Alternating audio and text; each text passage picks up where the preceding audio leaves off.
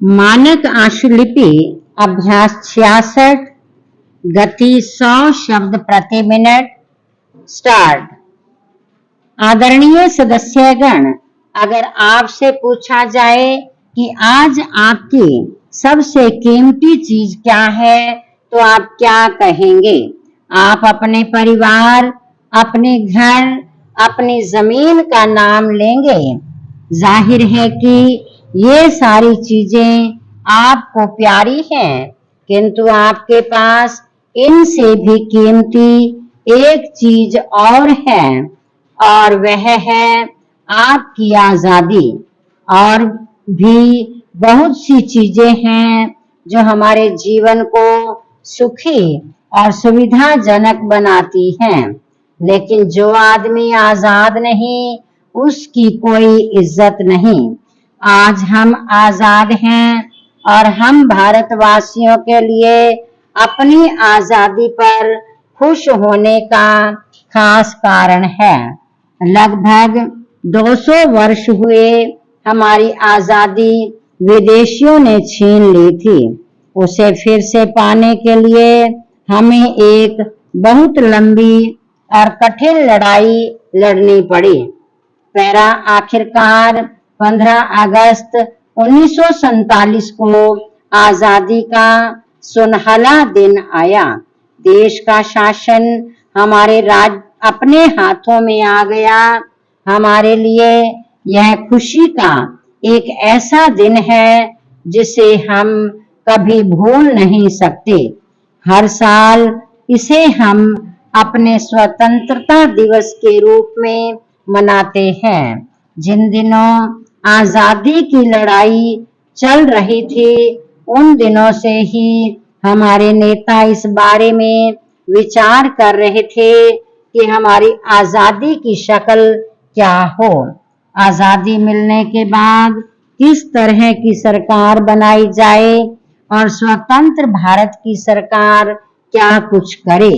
जो बात बिल्कुल साफ थी वह यह कि स्वतंत्र भारत की सरकार जनता की होगी, जनता द्वारा होगी और जनता के लिए होगी। दूसरी बात यह थी कि यह सरकार देश की सभी लोगों के साथ बराबरी का बर्ताव करेगी। जाति, धर्म, क्षेत्र या स्त्री पुरुष का ख्याल करके किसी को खास सुविधा नहीं दी जाएगी।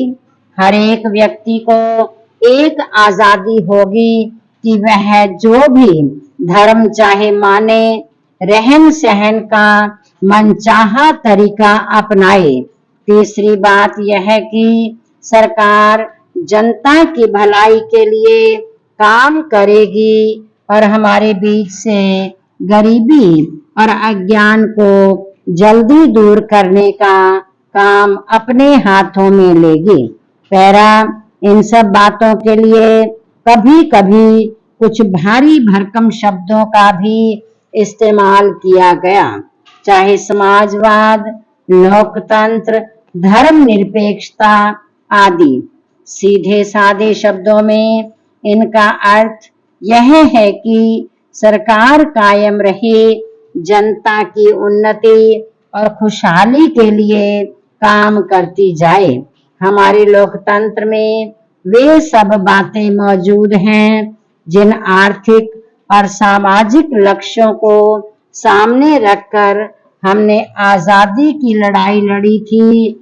उन्हीं को पूरा करने के लिए महात्मा गांधी, जवाहरलाल नेहरू तथा हमारे नेताओं द्वारा दिखाए गए रास्ते पर हमारे लोकतंत्र का निर्माण हुआ है।